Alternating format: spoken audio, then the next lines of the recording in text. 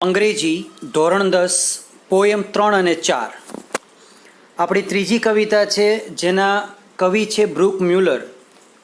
કવિતાનું શીર્ષક છે growing. Growing એટલે કે વધવું, વૃદ્ધિ. જેવી રીતે તમે નાનામાંથી મોટા થાવ છો ત્યારે તમારામાં જે પરિવર્તન આવે છે એ પરિવર્તનનો તાદૃશ ખ્યાલ જે છે એ આપ કવિતામાં જોઈ શકો છો. જોઈએ કવિતામાં આપણને શું કહેવા માંગે છે.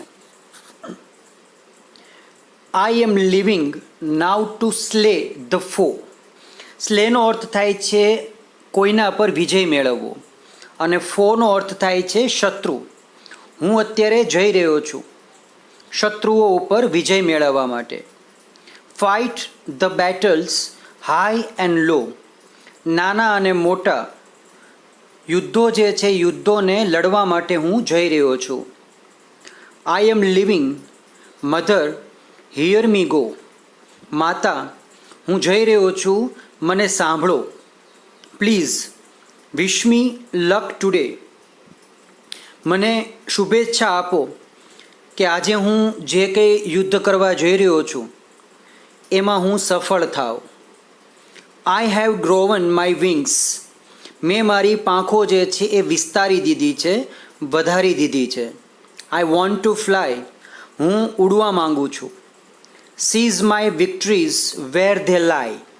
સીઝનો અર્થ થાય છે આંચકી લેવું અથવા તો પડાવી લેવું અથવા આરક્ષી લેવું. મારી જે વિજય છે, મારી જે લક્ષ્યતા છે એ લક્ષ્યતા, મારો વિજય એ હું કોઈની પાસેથી મેળવવા માગું છું. એ જ્યાં પડી છે ત્યાંથી હું તેને પડાવી લેવા માગું છું, આંચકી લેવા માગું છું. I am going mom but please don't cry. હું જઈ રહ્યો છું મમ્મી, પણ મહેરબાની કરીને તમે રડશો નહીં. Just let me find my way. બસ મને માત્ર મારો રસ્તો જે છે શોધી લેવા દેશો. I want to see and hear and touch. મારે જોવું છે, સ્પર્શવું છે, સાંભળવું છે. Though there are dangerous there are fears. જો કે ત્યાં ઘણી બધી મુશ્કેલીઓ પણ છે અને ધેર આર ફિયર્સ, ઘણો બધો ડર પણ છે, ભય પણ છે. I will smile. હું દાંત કાઢતો રહીશ, હસતો રહીશ. My smiles and dry my tears. જ્યાં સુધી હસી શકાય ત્યાં સુધી હું હસીશ, સ્માઇલ આપીશ. એન્ડ ડ્રાય માય ટીયર્સ, અને મારું જે આંસુઓ છે એ આંસુઓને હું સૂકવી નાખીશ. એટલું બધું હસીશ કે મારા આંસુઓ જે છે સુકાઈ જશે. Please let me speak my સે. મહેરબાની કરીને મને મારી વાત કહેવી છે તે મને કહેવા દો. I am off to find my world. હું મારું વિશ્વ શોધવા, મારા સપનાઓને સાકાર કરવા માટે કર્વ માય નીચ. નીચ એટલે કે મારું સ્થાન, કર્વ એટલે કંડારવું. સ્યુ માય સીમ્સ. મારી જે સીમાઓ છે, મારી જે આકાંક્ષાઓ છે તેને ઘડવા માટે. કર્વ માય નીચ, મારું જે સ્થાન છે તે સ્થાનને કંડારવા માટે હું નીકળી પડ્યો છું. મારી જાતને હું ઘડવા માટે નીકળી પડ્યો છું. રિમેમ્બર, યાદ રાખજો કે મારી આ મુસાફરીમાં, as I cell my streams, મારી આ મુસાફરીમાં, I will always love you all the way. હું હંમેશા તને ચાહતો રહીશ, હું હંમેશા તને પ્રેમ કરતો રહીશ. બ્રુક મ્યુલરની આ જે કવિતા છે તેમાંથી આપણને ઘણા બધા રાઇમિંગ વર્ડ્સ અને ઘણા બધા અગત્યના સ્પેલિંગ જે છે એ તમને આમાં આપેલા છે. ગ્લોસરી તમે એકવાર જોઈ જશો. કમ્પ્રિહેન્શનમાં તમારી પાસે ક્વેશ્ચન આન્સર છે જેમાં તમારી પાસે 3 ક્વેશ્ચન્સ જે છે, પ્રથમ 4 ક્વેશ્ચન જે છે એ તમને અહીંયા આપેલા છે. અન્ય તમારી પાસેના 4 ક્વેશ્ચન જે છે તમને પાછળની સ્લાઇડમાં આપેલા છે. 8 ક્વેશ્ચનના સવાલ જે છે એ આપણે શોધીને લખવાના છે. C2માં here are some expression and their meanings. Join the appropriate word, write alphabetical in the bracket. અહીંયા તમારી પાસે અમુક એક્સપ્રેશન છે, ભાવ છે અને તેનો અર્થ અહીંયા આપેલો છે. તમારે એના અર્થ પ્રમાણે આ શબ્દો છે તે તમારે જોડવાના છે. ઉદાહરણ તરીકે, આઈ એમ લિવિંગ ટુ સ્લે ધ ફો. શત્રુ ઉપર વિજય મેળવવા માટે, તેને હરાવવા માટે હું જઈ રહ્યો છું. તો એનો અર્થ તમને અહીંયા કવિતામાં કંઈક શબ્દ આપેલો છે, તો વર્ડ તમે આમાંથી શોધી શકો છો. ABCDEFGHI જે કેમાંથી તમને કયા વર્ડ્સની અંદર આ જે પહેલી લાઈન જે છે એક્સપ્રેશન છે I am living two સ્લે the ફો, તો એનો તમારી પાસે આન્સર જે છે એ અહીંયા આવી જાય છે. I am determined to win over all the obstacles. તો તમે તેનો અર્થ જે છે અહીંયા ઈ તરીકે લખી શકો છો. આવી રીતે I have grown my wings, તેનો જે આન્સર છે એ તમે લખી શકો છો. Now I am strong enough to walk on my own. તો અહીંયા તમે એચ તરીકે ત્યાં લખી દેશો. આ રીતે બાકીની જે વૈકલ્પિક ખાલી જગ્યાઓ તમારી પાસે છે તેમાં તમારે તમારા સાચા આન્સર જે છે ફિલઅપ કરવાના છે. ઉપરાંત C3ની અંદર તમારે ટ્રુ કે ફોલ્સ જે છે માર્ક કરવાનું છે. દાખલા તરીકે the poet is strong enough to fight against the world. તો આ વાક્ય જે છે એ સાચું છે માટે ત્યાં ટ્રુ કહી દઈશું.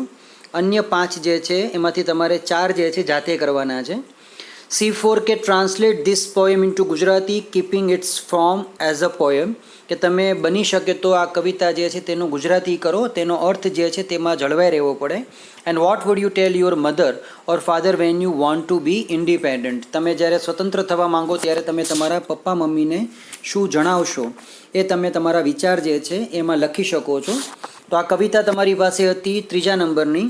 અને ચોથી કવિતા તમારી પાસે જે છે વેનીલા ટ્વિલાઇટ, સુગંધિત સંધ્યા જેને કહી શકાય. વેનીલા એ આપણને ખ્યાલ છે એક પ્રકારનું માધ્યમ છે, સુગંધિત મીઠી સુગંધ આવે વેનીલામાંથી. ટ્વિલાઇટનો અર્થ થાય છે આપણા માટે અહીંયા સંધ્યા, સાંજનો સમય. તો સુગંધિત સંધ્યા જે છે કવિતાની અંદર શું કવિ કહેવા માંગે છે? કવિતા જે છે એ લખી છે કવિ એડમ યંગે. તો આ કવિતાની અંદર કવિ શું કહેવા માંગે છે તે. બીજું કે તમને કવિતાના અંતમાં યુટ્યુબની અંદર જે વિડીયો કીધો છે કે તમે આ કવિતાનો વિડીયો જે છે ફાઇન્ડ આઉટ કરીને જુઓ, તો તેની લિંક જે છે તમને આ વિડીયોની સાથે જ આગળ એડ કરી દીધી છે. તો એ કવિતા તમે ગાઈ પણ શકો, સ્વરબદ્ધ એ રીતે તેમાં વિડીયો છે. અને કેવી રીતે સુગંધી સંધ્યા બને છે એનું નિરૂપણ જે છે વિડીયોમાં તમે વ્યવસ્થિત જોઈ શકશો. હાઈ ડેફિનેશનમાં છે, એટલે તમને ક્લિયરિટી જે છે એ ચોખ્ખી તેમાં જોવા મળશે. જોઈએ કવિતામાં શું કહેવા માંગે છે. વેનીલા ટ્વિલાઇટ, સુગંધી સંધ્યા. The stars lean down to kiss you. The stars lean down એટલે કે નમી પડે છે. ટુ કિસ યુ, તારાઓ જે છે એ તમને ચૂમવા માટે નમી પડે છે. એન્ડ આઈ લાઈ અવેક એન્ડ મિસ યુ. અને આઈ લાઈ એટલે કે હું પડ્યો રહું છું. અવેક એટલે કે જાગતો. એન્ડ મિસ યુ એટલે કે તમને યાદ કરું છું. અને હું જાગતો તમને ખૂબ જ યાદ કરું છું. Poor me heavy dose of atmosphere. Atmosphere એટલે કે વાતાવરણ, પુઅર એટલે કે ઉમેરવું, હેવી ડોઝ એટલે કે ભારે જુસ્સો જે છે તે. તો વાતાવરણનો એક ભારે જામ જે છે અથવા ભારે એવો ભાગ જે મને પીવા માટે આપે છે. Because I will doze off safe and soundly. કારણ કે તેમને ખબર છે કે I will doze off. Doze ઓફનો અર્થ થાય છે ઝોંકું ખાઈ જવું, બગાસું ખાઈ જવું. સાઉન્ડલી એટલે કે ગાઢ. કારણ કે હું સ્વસ્થતાથી, શાંતિથી એક ઝોકું તો ખાઈશ. But I miss your arms around me. પણ હું તારા જે હાથ છે જે મારી બાજુમાં વીંટળાઈ પડ્યા હોય તે યાદ કરું છું. I would send a post card to your dear. I would send a postcard to your dear. પ્રિય, કાશ મેં તને એક પત્ર લખ્યો હોત. Because I wish you were here. કારણ કે હું એવું ઈચ્છું કે તું પણ અહીંયા હો. I will watch the night turn light blue. રાત્રિનો જે પ્રકાશ છે એ વાદળી થાય, ગાઢ વાદળી બને ત્યાં સુધી હું માત્ર તેને જોવા માંગુ છું. But it is not the same without you. પણ જ્યાં સુધી તું હાજર નહીં હોય ત્યાં સુધી તે પ્રકાશ પણ મારા કશા કામનો નથી. Because it takes to whisper quietly. વિસ્પરનો અર્થ થાય છે ગુપચુપ વાત કરવી, ક્વાઇટલી એટલે કે શાંતિથી. કારણ કે શાંતિથી, હળવે રહીને કાનમાં કહેવા માટે કોઈક બે વ્યક્તિ તો જોઈએ ને. The silence isn't so bad. આ જે મૌન છે એ મૌન અત્યારે બહુ ખરાબ નથી લાગતું. Till I look at my hands and feel sad. જ્યાં સુધી હું મારા ખાલી હાથ જોઉં છું અને અનુભવું છું ત્યાં સુધી મને આ મૌન જે છે એ મને ખરાબ નથી લાગતું. Because the spaces between my fingers, કારણ કે મારી આંગળીમાં જે ખાલી જગ્યાઓ છે, are right where yours fit perfectly, કે ત્યાં તારી આંગળી જે છે બરોબર ફિટ થતી હોય છે, શોભતી હોય છે. I will find repose in new ways, though I haven't slept in 2 days. હું 2 દિવસથી સૂતો નથી. શું કામ? I will find repose in new ways. હું આરામ કરવાની નવી રીત શોધી કાઢીશ. રિપોઝ એટલે કે શોધી કાઢવું. To find repose in new ways, આરામ કરવાની નવી રીતો જે છે શોધી કાઢીશ, કારણ કે હું 2 દિવસથી 2 રાત્રિથી સૂતો નથી. Because cold nostalgia chills me to the bone, કારણ કે ઠંડો, નોસ્ટેલ્જિયા મીન્સ લાગણી વિહીન જેને કહી શકાય, વિયોગ જે આપે છે તેઓ, ઠંડો પવન જે છે એ મારા હાડકાને થીજવી દે છે. ચિલ્સ મી ટુ ધ બોન, હાડકાઓ સુધી ઠંડી લાગે છે, એટલે કે હાડકાઓને થીજવી દે છે. But drenched in vanilla twilight I will sit on the front porch all night. Porch એટલે કે ઉમરો જે છે, આખી રાત હું ઉમરામાં ઊભો રહીશ, બેસી રહીશ. ક્યાં સુધી? બટ ડ્રિન્ચ્ડ ઇન વેનિલા ટ્વાઇલાઇટ, પણ સુગંધી સંધ્યામાં. ડ્રિન્ચ એટલે કે એકદમ માદક બનીને, તરબોળ બનીને હું પોતે આખી રાત રવેશમાં એટલે કે ઉમરો જે છે પોર્ચ, ત્યાં બેસી રહીશ, ત્યાં બેસીને કાઢીશ. Waist deep in thought because when I think of you. Waist deep in thought, ઊંડા વિચારમાં. બિકોઝ કારણ કે when I think of you, જ્યારે હું તારા વિશે વિચારું છું ત્યારે, I don't feel so alone, ત્યારે હું મારી જાતને કદી એકલી ગણતો નથી. As many times as I blink, હું જેટલી વખત પણ મારા આંખનો પલકારો મારીશ એટલી વખત I will think of you tonight, હું તને એટલી જ વખત આજે રાત્રિ સુધી વિચારીશ. I will think of you tonight, અને હું તને આજે રાત્રે ખૂબ જ એટલું યાદ કરીશ.